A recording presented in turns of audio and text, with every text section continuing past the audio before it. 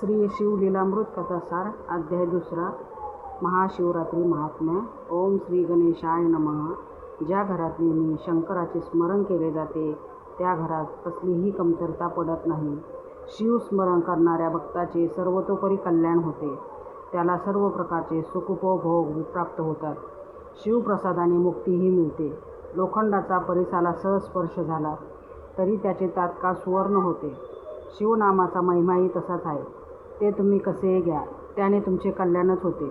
शंकराला उद्देशून हे भोलेनाथ, हे कैलासपती, हे उमारमणा असे संकेताने जरी म्हणालात तरी तो शिव तुमच्यावर प्रसन्न होतो. शंकराबद्दल आपल्या मनात उत्कट भाव व्हावा. शिवरात्री हा पवित्र आणि महान पर्वकाळ आहे. त्यात त्रिकाळ शिवपूजन, रुद्रघोष, शिवकीर्तन, उपोषण व जागरण केले तर भक्ताला अगणित पुण्य मिळते. याचं सर्वोत्तम पर्वाची महती सांगणारी एक सुरस कथा सुताने शौनकादी ऋषींना सांगितली. व्यास महर्षींनी माघ मासाचे विशेष महत्त्व सांगितले आहे. याच माघ मासातील कृष्ण चतुर्दशीला महाशिवरात्री म्हणतात. सूत म्हणाले, विंध्य पर्वतात एक व्याध राहत असे. एकदा तो शिकारीसाठी जंगलात गेला असता तेथे त्याने एक शिवमंदिर पाहिले. योगायोगाने त्या दिवशी महाशिवरात्री होती. शिवभक्त शिवालयात शिवस्तुती करत होते. तेथील शिवभक्तीची उल्हास पाहून व्याध तेथेच थांबला. त्याने सर्व सोहळा डोळे भरून पाहिला आणि त्याला त्या लोकांची गंमत वाटली. त्यांची चेष्टा करण्यासाठी हर हर महादेव, शिवशंभो असे म्हणत तो शिवालयाला वळसा घालून घोर अरण्यात गेला. जाता जाता गमतीने शिव शिव म्हणू लागला. अशा तऱ्हेने त्याच्या मुखातून शिवनामाचा जप होऊन त्या नामप्रभावाने त्याने केलेली भयंकर पापे नष्ट होऊ लागली. फिरत फिरत तो एका सरोवराजवळ आला. शिकार करण्यासाठी तो सरोवराच्या काठावरच्या एका बिल्ववृक्षावर चढला. बराच वेळ गेला तरी सावज दृष्टीस पडेना. त्यामुळे कंटाळून धनुष्यबाण बाजूला ठेवून तो जवळची बिल्वपत्रे उजव्या हाताने खुडून खाली टाकू लागला. त्या झाडाखाली ब्रह्मदेवाने स्वहस्ते स्थापन केलेले एक शिवलिंग होते. त्यावर बिल्वपत्र पडत असल्याने शंकर प्रसन्न झाला. अशा प्रकारे नकळत शिवस्मरण, उपोषण, जागरण आणि पूजन झाल्याने व्याधाची पातके नष्ट होऊ लागली. एक प्रहर लोटल्यावर एक हरिणी पाणी पिण्यासाठी सरोवराजवळ आली. ती गर्भिणी असून तिची अंगकांती तेजस्वी होती. व्याधाने नेम धरला तशी ती मनुष्यवाणीने बोलू लागली. तिने ती गर्भवती असल्याचे व प्रसूती समय जवळ आल्याचे सांगितले. तिने गर्भहत्या पापाचे विवेचन व्याधाला सांगितले. ती हरिणी मनुष्यप्रमाणे शास्त्रांच्या गोष्टी सांगू लागल्यावर व्याधाला याचे नवल वाटून त्याने तिला प्रश्न विचारला. तू पूर्वी कोण होतीस? तुला एवढे ज्ञान कुठून प्राप्त झाले ते सर्व मला सांग. हरिणीने आपली पूर्वकथा पुढीलप्रमाणे सांगितली. ही हरिणी म्हणजेच रंभा अप्सरा होय. ती सौंदर्यवती होती. तिला आपल्या सौंदर्याचा गर्व झाला आणि ती हिरण्य नावाच्या असुराबरोबर राहू लागली. देवसंगतीला आवडेनासा झाला. तिने शिवपूजन पण सोडले. तिला एकदा कैलासाला जाण्याची इच्छा झाली. तिला कैलासात बघून शिव क्रोधित झाले व त्यांनी तिला तिच्या सख्या व असुर हिरण्य यांच्यासहित हरिणी होऊन भूलोकी राहण्याचा शाप दिला. शापवचन ऐकून व्यथित झालेल्या रंभेने क्षमायाचना केली. तेव्हा शिवानी तिला उशाप दिला. तुम्ही 12 वर्ष हा शाप भोगाल, त्यानंतर माझ्या पदाला याल. आपली ही हकीकत तिने व्याधाला सांगितली व ती म्हणाली की प्रसूत झाल्यावर पाडसाला ठेवून मी परत येईल, तेव्हा व्याधाने तिचे प्राण घ्यावे. पण व्याधाचा तिच्या बोलण्यावर विश्वास बसला नाही. तेव्हा तिने महापापाचा उच्चार करून परत येण्याची शपथ घेतली. लोक स्वार्थापोटी अनेक प्रकारची पापे करण्यास उत्सुक होतात. नाना प्रकारच्या भ्रष्ट मार्गाचे आचरण केल्याने आणि स्वधर्म सोडून दिल्याने जी पापे लागतात त्यांचे हरिणीने वर्णन केले. अशा निषिद्ध कर्मामुळे जे परिणाम भोगावे लागतात तेही सांगितले. जे दुसऱ्यांच्या वर्मावर बोट ठेवून त्यांची निंदा करतात त्यांना कावळ्याचा जन्म मिळतो. जो सेवकाकडून सेवा घेऊनही त्याला वेतन देत नाही तो भिकारी होतो. आपल्या प्रजेला त्रास देणारा राजा पुढील जन्मी वाघ किंवा साप होतो. ती म्हणाली की जर शपथ घेऊनही ती परत आली नाही तर तिने सांगितलेली सर्व पापे तिला लागत. मग व्याधाने तिला प्रसूत झाल्यावर येण्यास सांगितले. व्याध सावजाची वाट पाहत होता. तेवढ्या दुसरी हरिणी पाणी पिण्यासाठी त्या सरोवरापाशी आली. व्याधाने तिच्यावर नेम धरला. ते पाहून जीवदान द्यावे म्हणून ती त्याची करुणा भाकू लागली. ती म्हणाली, या समय पतीचा अंगसंग मिळावा म्हणून मी उत्सुक आहे. त्याला भोगदान देऊन लवकरच मी परत येईन, तेव्हा मला मार.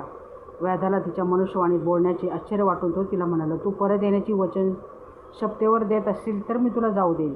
हरिणीने ते मान्य केले. तिने नेहमीच्या जीवनात लोक जे अनेक प्रकारची पापे करतात त्याचे विवेचन केले. जे भाऊ एकमेकाशी वैरभावाने वागतात त्यांना मत्स्यजन्म मिळतो.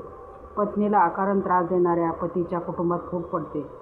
जे उपकार कर्त्यास विसरतो तो कुमी योनीत जन्म घेतो.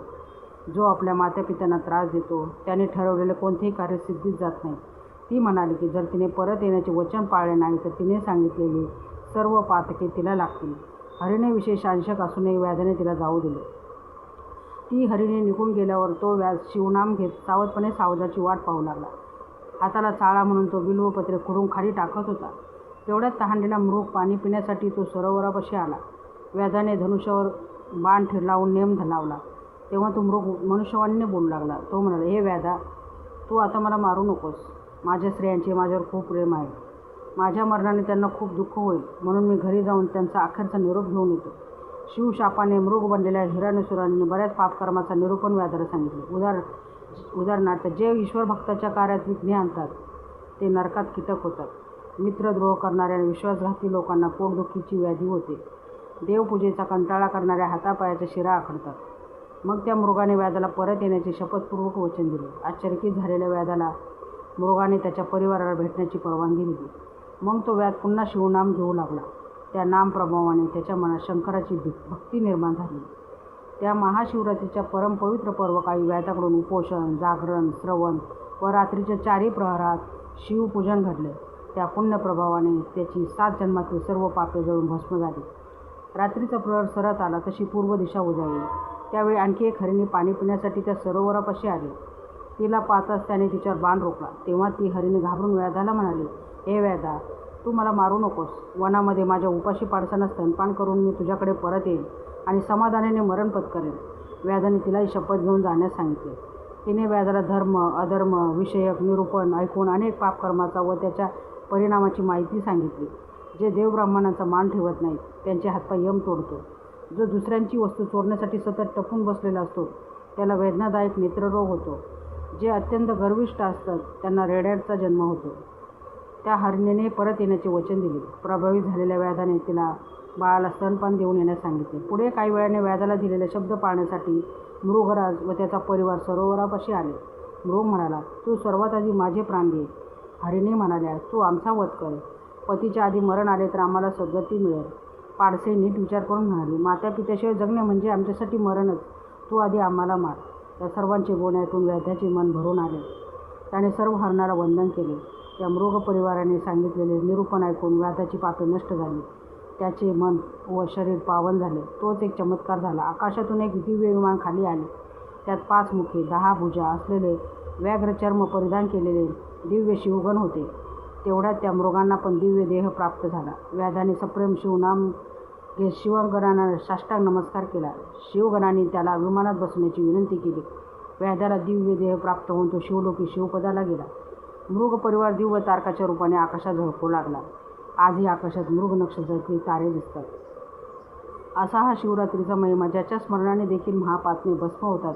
धन्य धन्य ते शिवरात्री व्रत. धन्य शिवरात्री व्रत महात्मकथा. फलश्रुती. या अध्यायाच्या पठणाने निरनिराळ्या पूर्व पापाचा निराश होईल.